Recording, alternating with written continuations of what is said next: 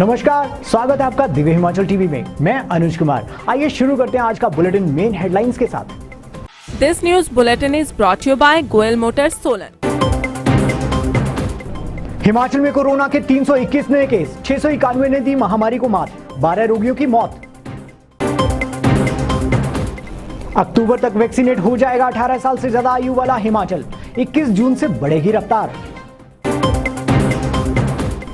ग्रीष्मकालीन स्कूलों में 15 जुलाई से 36 दिन की छुट्टियां, ऑनलाइन स्टडी रहेगी जारी। बसों में बढ़ने लगी भीड़, कोरोना को बुलावा दे रही घर जाने की जल्दबाजी।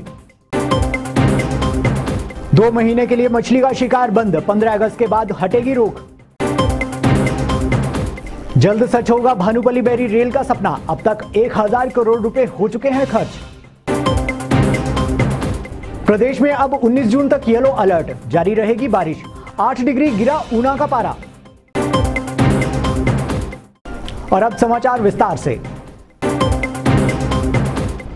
हिमाचल में कोरोना से जारी जंग के बीच लगातार कुछ राहत भरी खबरें आ रही हैं। पेश है ये रिपोर्ट। हिमाचल में कोरोना के 321 नए केस सामने आए हैं। इसके अलावा 691 रोगियों ने महामारी को मात दे दी है। ऐसे में अब प्रदेश में कोरोना के 4050 एक्टिव केस रह गए हैं। हालांकि इस अवधि में 12 रोगियों की मौत भी हुई है। इनमें सबसे ज्यादा हमीरपुर में 3 मरीजों की मौत हुई है, वहीं कांगड़ा में भी 2 रोगियों ने जान गंवाई है। मंगलवार को प्रदेश में 23,000 कोरोना रोगियों के सैंपल लिए गए हैं। हिमाचल में 18 साल से ज्यादा उम्र की 39 लाख आबादी को वैक्सीन लगनी है। इस आबादी को वैक्सीन के लिए टारगेट तय हो गया है। प्रदेश स्वास्थ्य विभाग ने दावा किया है कि अक्टूबर तक राज्य की 18 साल से ज्यादा की सारी आबादी वैक्सीनेट हो जाएगी। जो रह जाएंगे वह 18 साल से कम उम्र के बच्चे होंगे, जिन पर अभी ट्रायल चल रहा है और अभी वैक्सीन लगनी बाकी है। 21 जून से हिमाचल में वैक्सीनेशन रफ्तार पकड़ेगी। स्वास्थ्य विभाग स्लॉट बढ़ाएगा और वैक्सीनेशन पर फोकस करेगा। हिमाचल में 18 से 44 साल की आयु वर्ग के 31 लाख लोगों को वैक्सीन लगाई जानी है। इनमें से 1,35,597 को पहला टीका लगाया जा चुका है, जबकि अभी भी वैक्सीनेशन प्रोग्राम जारी है। 45 साल से ऊपर राज्य में करीब 35 लाख से ज्यादा लोग हैं। इनमें से 25,43,000 से ज्यादा को वैक्सीन लगाई जा चुकी है। और अब आप सबके लिए युवा संदेश। कोरोना से बचाव के लिए मास्क की अहमियत बहुत ज़्यादा है, तो कृपया करके अच्छे से मास्क लगाएं, अपने आप को, अपनों को और अपने देशवासियों को बचाएं। कोरोना काल में पढ़ाई चलाना बेहद चुनौती भरा रहा है। हिमाचल में ऑनलाइन पढ़ाई चल रही है। इसी बीच अब छुट्टियों का शेड्यूल तय हुआ है। आखिर कैसी रहेगी इस पीरियड में यह व्यवस्था, देखिए इस रिपोर्ट में। कोविड के बीच समर वैकेशन स्कूलों में 15 जुलाई से 20 अगस्त तक अवकाश होगा। 36 दिन के ग्रीष्मकालीन अवकाश में शिक्षकों को छात्रों की ऑनलाइन पढ़ाई जारी रखनी होगी। 20 अगस्त तक समर स्कूलों में यह छुट्टियों के तौर पर विभाग काउंट करेगा। दरअसल शिक्षा विभाग को साल में 52 छुट्टियां पूरी करनी पड़ती हैं। यही वजह है कि समर स्कूलों में इस बार 36 दिन का अवकाश दिया जाएगा। सरकार ने शिक्षा विभाग के इस प्रपोजल को फाइनल कर दिया है।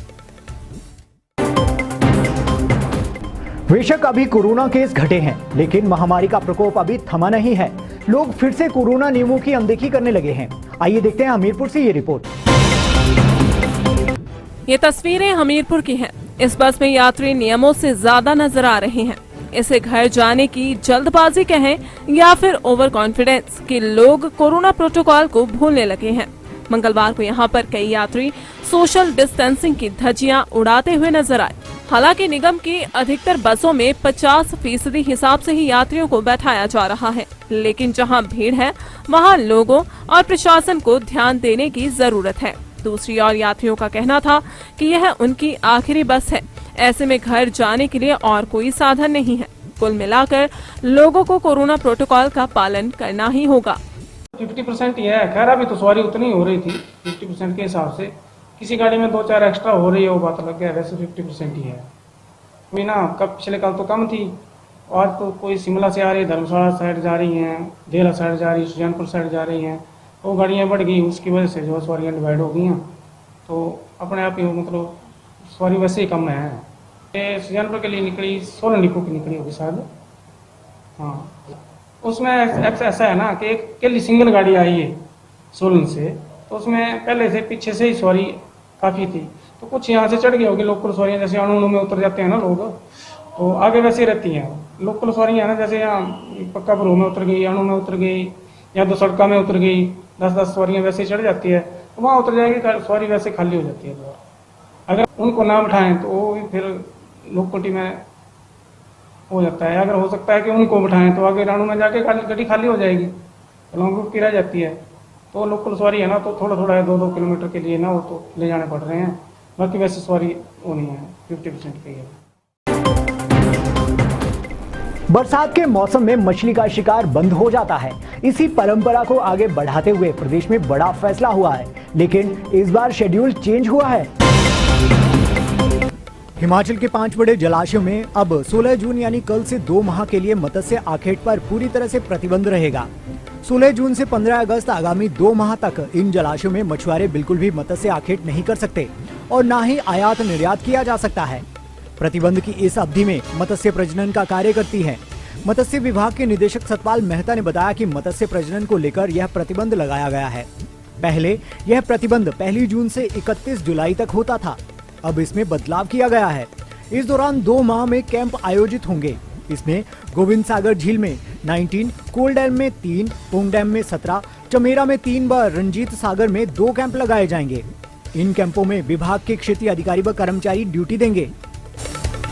जो है वो थोड़ा लेट लग रहा है मत्स्य का, ये जो प्रतिबंधित सीजन रहता है और इसमें मछलियाँ ब्रीड करती हैं। इस बार विभाग जो है वो बड़ी तत्परता से जो है वो इस पे कार्य कर रहा है और हमारे अलग अलग सभी डैम, जैसे हमारे बड़े बड़े जलाशय हैं, गोविंद सागर है, पोंग डैम है, रणजीत सागर है, उसमें भी हिमाचल का थोड़ा शेयर है, और चमेरा है, और इसके साथ साथ हमारा कोल डैम है। इन सभी में हम जो है वो 2 महीने में कैंप लगाते हैं और हमारे सारे जो क्षेत्रीय कर्मचारी होते हैं और अधिकारी जो है वो कैंपों में रहते हैं। हिमाचल में रेल हमेशा ही चर्चा का केंद्र रही है। बात कांगड़ा घाटी ट्रेन की हो या फिर कालका शिमला की, हमेशा यह बड़ा मसला रहता है। लेकिन यहाँ हम बात कर रहे हैं उस प्रोजेक्ट की जिसका पूरे प्रदेश को इंतजार है। कोरोना काल में भी हिमाचल के महत्वाकांक्षी project Bhanupalli Bilaspur Beri railway line का कार्य युद्ध स्तर पर चला हुआ है। अब तक इस प्रोजेक्ट पर करीब 1000 करोड़ रुपए खर्च हो चुके हैं।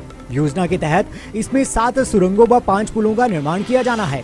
हिमाचल में बनने वाली 750 मीटर लंबी सुरंग नंबर 4 का अब मात्र 180 मीटर का कार्य शेष बचा है, जबकि 700 मीटर लंबी सुरंग नंबर 5 का 130 मीटर का कार्य शेष बचा हुआ है। इसके अलावा T6 सुरंग के दोनों सिरे आपस में जोड़ दिए गए हैं। यह भी लगभग 200 मीटर लंबी है। एसडीएम स्वारघाट सुभाष गौतम ने बताया कि सुरंगों का करीब 80% कार्य पूरा हो चुका है। जो भानुपल्ली बिलासपुर रेलवे लाइन है और यहाँ पे जो अन्य महत्वपूर्ण प्रोजेक्ट हैं 4 लेनिंग के, तो वो कार्य जो है सुचारू रूप से चले हुए हैं। उसमें अगर मैं RVNL के काम की बात कहूँ, भानुपल्ली बिलासपुर जो हमारी रेलवे लाइन है, तो उसमें टनल्स भी हैं और इसके अतिरिक्त ब्रिजेस भी हैं, जिसमें हिमाचल में एक टनल नंबर 4 पड़ती है जिसका लगभग 750 मीटर की है। तो इसमें जो शेष कार्य रह गया मात्र 180 मीटर के आसपास जो है ये एक्सकेवेशन का कार्य रह गया। इसी तरह टनल नंबर 5 में लगभग 130 मीटर का कार्य शेष रह गया।